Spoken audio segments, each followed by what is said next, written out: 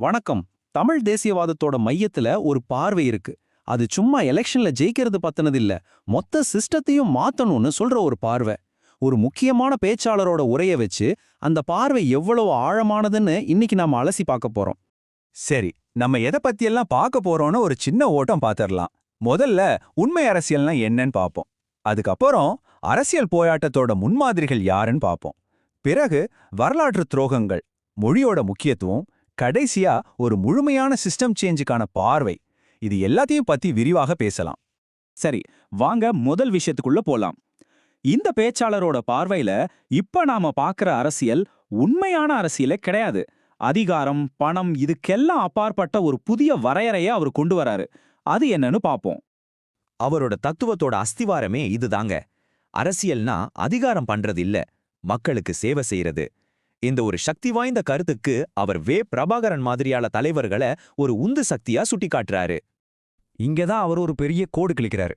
ஒரு பக்கம் அரிசி சாலை காசு கொடுத்து ஓட்டு வாங்குற கட்சி அரசியல், இன்னொரு பக்கம் மக்களோட உரிமைக்காகவும் ஒரு அமைப்பு மாற்றத்துக்காகவும் போராடுற மக்கள் அரசியல்.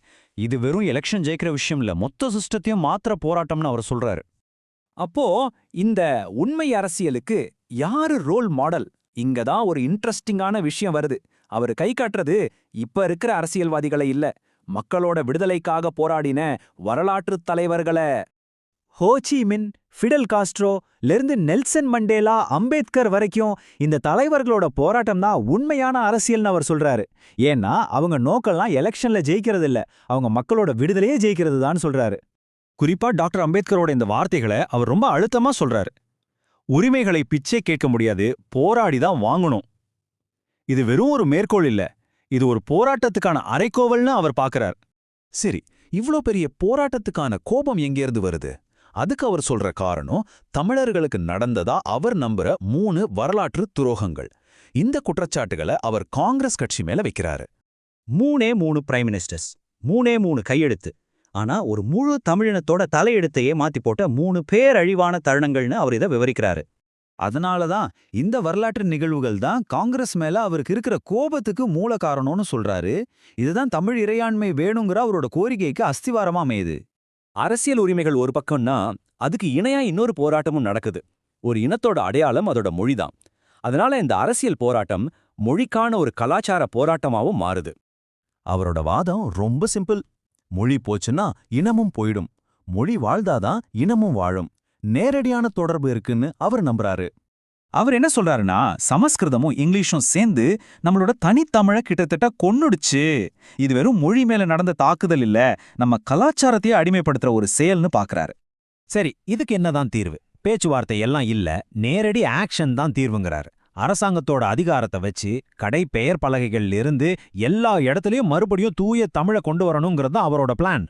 சரி, எல்லாத்தையும் பார்த்துட்டோம். கடைசியே ஒரு கேள்வி. இந்த இயக்கத்தோட அல்டிமேட் கோல் என்ன? சும்மா ஒரு எலெக்ஷன்ல ஜெயிச்ச ஆட்சிக்கு வரதா, இல்ல அதை விட ரொம்ப பெருசு? இங்கதான் அவரோட பார்வையோட முழுமையான ஆழம் தெரியுது. அவர் ஆட்களை மாத்தணும்னு சொல்லலங்க, மொத்த சிஸ்டத்தையும் மாத்தணும்னு சொல்றாரு. அதாவது ஆட்சி செய்யறவங்கள மாத்துறது இல்ல, ஆட்சி செய்யற முறையே வேரோடு மாத்துறது தான் நோக்கம். அப்போ அந்த புது சிஸ்டம் எப்படி இருக்கும்?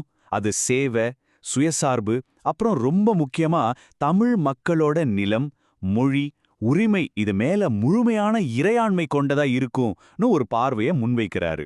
ஓட்டுக்கு காசு வாங்குற அரசியலை முழுசா ஒழிக்கணுங்கிறாரு. ஒரு ஓட்டோட விலை 0 ரூபாய், ஆனா அதோட மதிப்பு அது ஒரு கொள்கைக்கான அங்கீகாரம். ஆக கடைசியில் அவர் நம்ம முன்னாடி வைக்கிற சாய்ஸ் இதுதான். காசை கொடுத்து ஓட்டு வாங்குற இந்த பழக்கப்பட்ட அரசியலே நமக்கு போதுமா, இல்ல முடிவு என்னாகும்னு தெரியாட்டாலும் பரவாயில்லன்னு ஒரு முழுமையான சிஸ்டம் சேஞ்சுக்காக போராட போறோமா? அப்படி ஒரு மாற்றத்துக்கு நாம கொடுக்க போற விலை என்ன? இதுதான் அவர் எழுப்புற முக்கியமான கேள்வி.